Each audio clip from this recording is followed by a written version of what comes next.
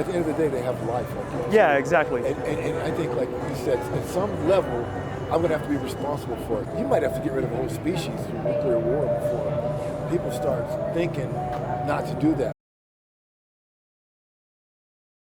Oh, that's what it was. Have you thought about how the animals feel and what they would want? Man, the older I get, the younger I was, but I'm in my 60s, and like I say, my DNA, I'm hardwired to doing that. Yeah, it's definitely difficult to break those habits. And I've been doing it for so long. Yeah. I'm like. So my mother was 67 when she went vegan. And she went vegan. Yeah. No. She did get heart surgery though. Okay, my mom did too. My mom had some kind of heart. But part of it was calcification, in the arteries. Yeah. You can feel fit as a fiddle, and you can be really feel really healthy, but your arteries can be really clogged up, and that comes from cholesterol, comes from saturated fat, and that stuff comes from meat. I need to clean it. I eat garlic. It comes from dairy too. Garlic cloves, and that cleans the blood out. Yeah, but I chew garlic up. I fry garlic up. I roast garlic. There's also some studies on like blood viscosity, and it shows that for 5 hours after you eat meat, your blood actually is more viscous, more solid with blood. Wow. So you watch a lot of YouTube. You like to do your own research on the internet. I try to. I got a couple health websites if you're interested. So one of them is nutritionfacts.org. That's pretty easy, right? That's the guy, Michael Greger. This guy here? Yeah, he's a real nerd. I'll put him on He'll tell you what's what. So. Yeah. Yeah. And if you're interested in the ethical side of things and like why we should be doing this, there's I've got this if you want to take this, but there's also a really great speech by a guy named Yourofsky. He's kind of sassy, so it's really entertaining. It's called The Best Speech You'll Ever Hear. Best speech you'll ever hear. Yeah. I like that. That's cool. That's what they should be eating, is all this crap that all these people in my generation are putting on. It's their animals. Because they put Trump in. I'm like, and I can't hate the guy, but running the whole world takes responsibility. If he didn't care, it's like caring about animals. It's almost not moot, but it's almost. It's like. I think it should be a top-down thing, or a bottom-up thing. However. Well, hold on a sec. What do you think is the first thing that all of us were taught in terms of like an injustice that we learned? It was wrong to hurt others. It's wrong to hurt others. Well, we're taught from a very young age that I got a dog here. You know that. You love the dog, right? You love the dog. You got a cow here. You kill and eat the cow, right? It's called speciesism. Have you ever heard of that? No. Speciesism. It's another one of those isms. But that's the first thing that we're taught. Sometimes even before we even meet other families, other humans. So we're taught from a very young age, it's okay to hurt somebody, but love somebody else. Oh, that's interesting. Yeah. And so I think that if you're looking at it top down. If you hurt yourself, you hurt others. Yeah. It took me to my 50s, to my 40s, actually late 40s, early 50s, to get that. Yeah. Because I didn't care. And I'm brittle. They look like, oh, you're skinny. I grew up in the 60s and 70s. I'm bald. I played whatever you wanted to play, through snowballs, ran, chased the girls. I did everything everybody else did, and I'm here. And like I was telling you, our DNA is so hardwired that you might have to get rid of a whole species through nuclear war before people start thinking not to do that, where they realize there's only so many cows left that they can see or something, where it would affect everybody. Because like I say, they put Trump in there, so they're not thinking I'm thinking about this. Yeah, I'm glad that you are. Because it's about justice for them, because they're sentient. They kind of want to live on their own, Well, at the end of the and we day, put them through this. At the end of the day, they have life. Exactly. And I think, like you said, at some level, I'm going to have to be responsible for it. But he might I don't want to see all the chickens, right? I don't want to know how they did that. Yeah. I don't want to be connected to that, but I am. Yeah. So absolutely. And here's another thing: the more I take on, the more I'm emotionally responsible for. I'm not built to take that on like that, but I have the capacity. But at 60 years old now, this information wasn't there in 1960, 1970. I didn't see that stuff. Yeah. No, I was chasing girls. I was doing disco. Yeah. And I'm not I don't want to shame anybody for what they've done in the past because I contributed to this for 28 years. You're 28? I'm 31 now. And that's a beautiful time. Yeah. Oh, wait, I think I did my math wrong. No, 27. Okay, Clinton was in my 30s. In my 30s. I mean, when was he when I was this big? The first time he was cool. Yes. So once again, when you talk about what they do to animals, they'd have to have an overhaul of how we think. Yeah. Like you said, our connection to things through nuclear war. That's the only way. Because it'd have to be, the virus didn't do it. So it'd have to be somewhere, there was just so many left. And people would look around and say, hey, you know what? But then what would they eat? What about as an individual, though? What about on the individual level? Me? Yeah, you. Yeah. Do you think that you could change? Do you think that you could? I have the capacity, like I said, I have the capacity, I have the brain capacity. But like I said, I'm hardwired. My DNA is hardwired. Yeah. Yes. So I've got a hypothetical for you. Let's say I've got, do you eat pigs? Yeah. So let's say we've got a pig here. If you cook it right. Let's see if we got a pig here. Yeah. And I say, okay, well, you can eat as much bacon as you want, but I got to give you the knife and you got to kill the pig. Oh no. But the pig can understand what you say. No. Okay? Oh, that's terrible. Yeah, and so dreams I'd have, I'd take mushrooms. And so I would never be right. But is there anything that you could say to the pig? Nothing. Yeah. So but at the end of the day, like I said, I'm going to be responsible for that. I'm going to see those things. But hey man, I did things that when it comes to that, I lived through stuff. You know, I was in situations where I was shot at and I lived through it. Yeah. So, I mean, dude, big respect for getting through that. I mean, I can only imagine what that's like. It's my fault. Yeah. It's everybody's fault. We sign up for everything. Whatever happens to us, I can't blame anybody. Not even Donald Trump. I don't blame him. Matter of fact, he's comical. He's funny. It's me. It's kind of funny. I'm the one that's responsible for everything that I do. Yeah. There's no entity other than me that's Yeah. responsible. And I get that. Like I say, I'm so hardwired to process meat, seeing things a certain way. I'm so shape-driven because this is the sensory mechanisms that I have. Yeah. And my brain, I don't know if I could get enough protein. But here's the thing I didn't share with you. For about, I'd say maybe 5 years or more, I stopped eating meat. Mm-hmm. But when I say meat, chicken, pork, and beef.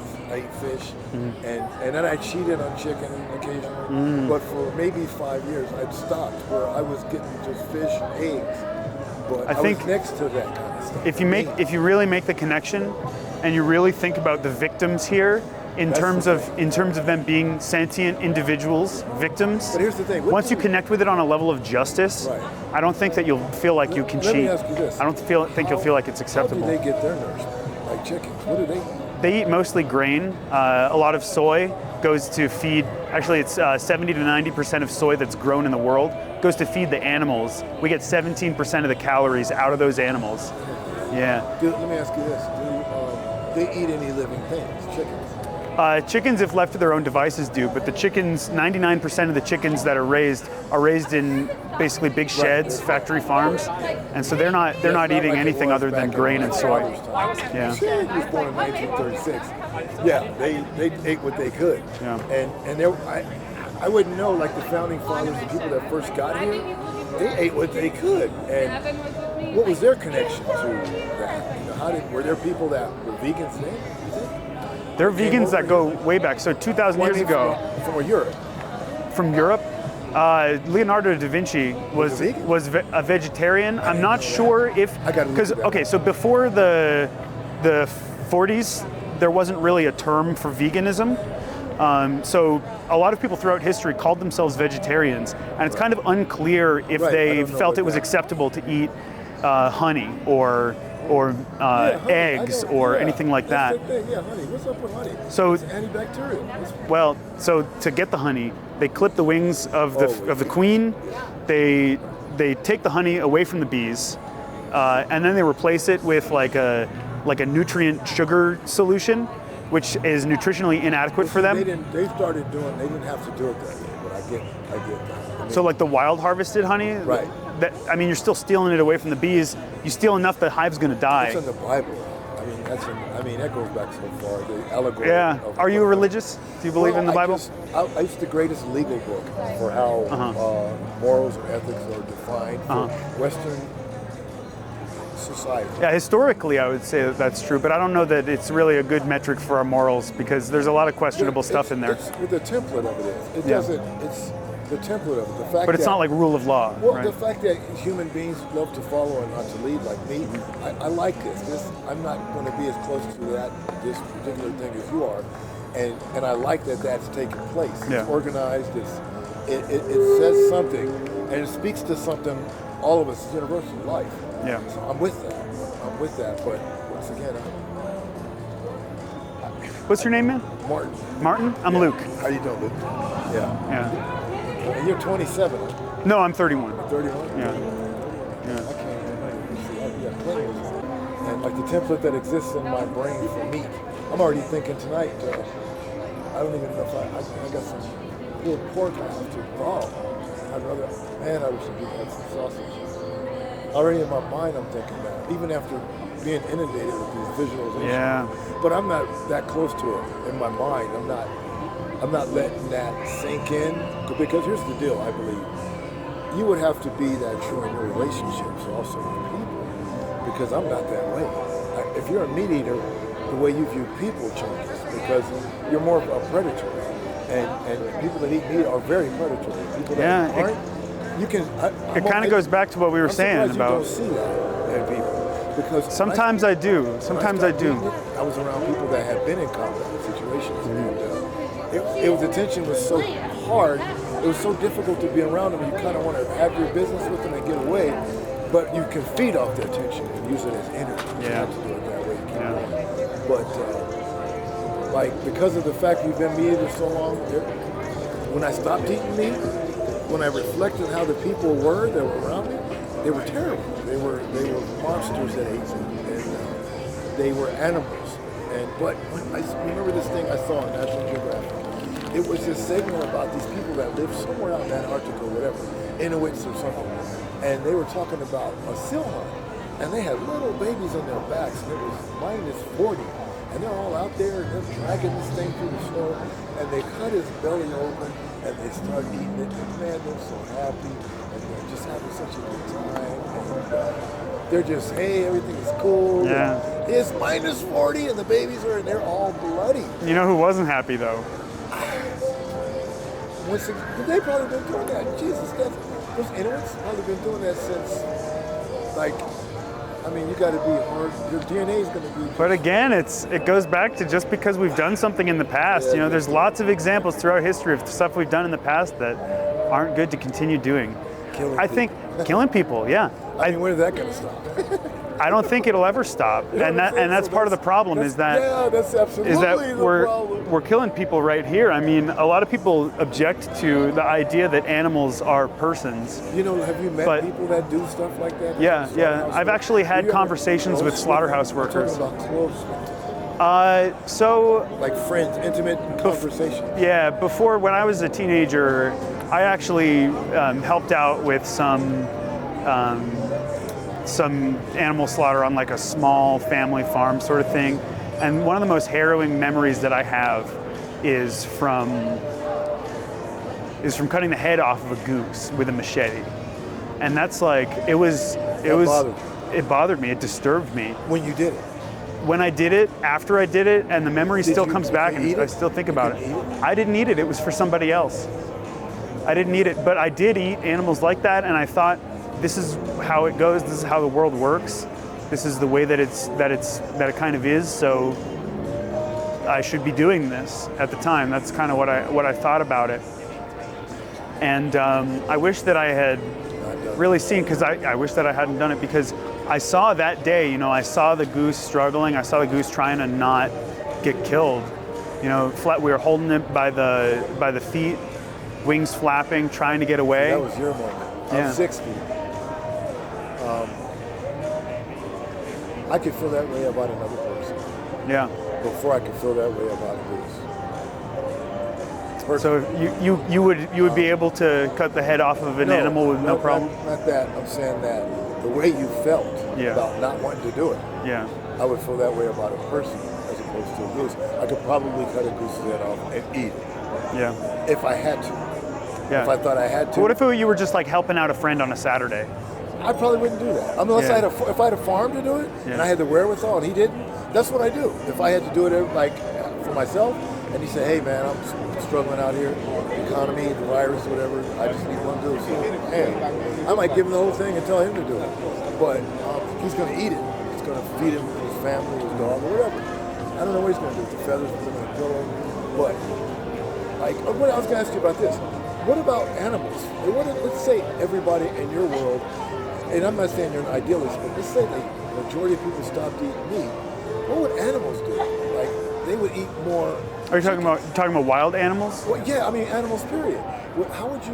What would the metric? How would you control, like the chicken population? That people would just stop eating them? Okay, so this is like it's a supply and demand issue, right? Because these are industries, right? These are capitalist industries. So basically, like, we could talk about hypothetically what would happen if the world went vegan overnight, but that's not really the reality of what's going to happen. What you're promoting is you'd like to see a good member, a portion of the populace be vegan. Yeah. Like what percentage of the American population? Shit, as high as possible. Say there's 350 million people. So right now it's maybe 2% of the population of the world. 350 million are vegan. Of the world, of the 8 billion. World. Yeah. I didn't know that. And so, so the thought is that as that number slowly increases, the number of animals that are bred into existence because of the demand will go down. The number of animals that are bred into existence into these situations will also go down. And I mean, farmers will be forced to change with the times and start growing other sources of food, right? But the taste, people's desire and taste. That's the biggest barrier for most people. Driven by That's the biggest barrier, and it's pleasure. You know, it's the same as like if I got pleasure from kicking a dog. That's the same thing. We're kicking a person. What about the MMA fighters? They get pleasure out of kicking a dog. Some of them do, for sure, yeah. I mean, on a certain level, you have to if you're going to be in that line of work. Yeah. But it's consensual, right? Like both. Yeah, the other guys, they're pounding each other. Both guys are wanting to be there. They're trying to make each other submit. Can't say the same thing about the animals in a slaughterhouse.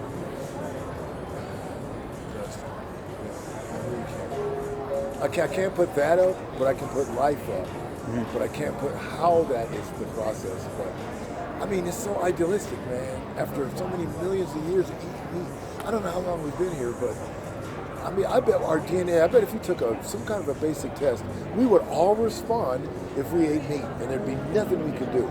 If it was some signature we have on our DNA that every meat eater would have, we'd all have it. And I've got a left field question for you. Yeah. Have you ever done cocaine? Yeah.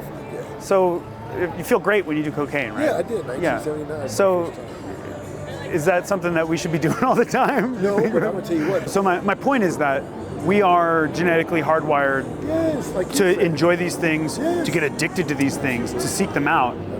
But they don't really do us any good. No. And it's even worse in the case of that. It does all kinds of things. Yeah, exactly. Like me, some guy was telling me about that, and I eat garlic because of that. Because I'm thinking if I eat enough garlic, it'll push that out my blood. Because they say if you think I'm idealistic. You know, there are some people. Have you heard of the Jains? Jainists. So they're a religious group from the East that would not eat garlic. They would not eat onion. They would not eat any plant that like grows, like the root of the plant that grows in the ground. They wouldn't kill any plant because the plants are alive. Just like fruits and. How do they get their protein, man? I mean, fruits. Hey, there's a lot of protein in plants. The animals eat the plants in order to get protein. Beans. God, it would be. Beans, right? Yeah. High in protein. There's 9 essential amino acids. They can all be found in plants. Really, we don't need more than 50 grams of protein a day if we're getting enough of our other macronutrients. Because I try to eat a whole pound of lamb a day. I'm living by myself. I try to pound it down. But I get that grass-fed lamb. That's a baby. That's a baby, right? Would you eat veal? Yeah. Yeah? That's a baby too. I grew up eating veal. Yeah. Philadelphia. I did too.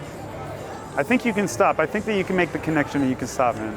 I was on mushrooms one time and I was eating some kind of meat that started looking like an animal to me and I freaked out one time. Yeah, this happened not too long ago. That's what it is. It's body parts. I was tripping and I was like, that looks like something that it's a body part. Oh, I know what it was. It was some kind of a brat or sausage that I split open with a knife to braid open to cook, and it just bent a weird way, and I almost didn't eat it, but I psyched myself out I know a guy, I got to share this with you, I hope you're not upset. But he was in Vietnam. I ran in combat way before when I was in junior high school. He was in combat. Anyway, he said what stopped him from eating meat was he got to the mess hall somewhere in San Francisco, leaving Vietnam. The plane he landed and he went to eat. And he said they served him a steak and everything. He said he saw body parts coming out. People going, help me, reaching out. And it was people he saved in combat. He said he could cook meat, and he would cook it. He cooked it and everything, but he didn't want to eat it. And he stopped eating it for 40 years that I know of, or 35 years or something that I know of, that he had no interest in it at all. You could put a steak in front of him, and he would smell it. He would even cook it up for you and say, here you go. And he didn't smoke, didn't drink alcohol, nothing, but he was a combat veteran in Vietnam. He had to say more. I mean, to me, he was a nice guy, but like I say, if people didn't kill people, maybe people would kill animals.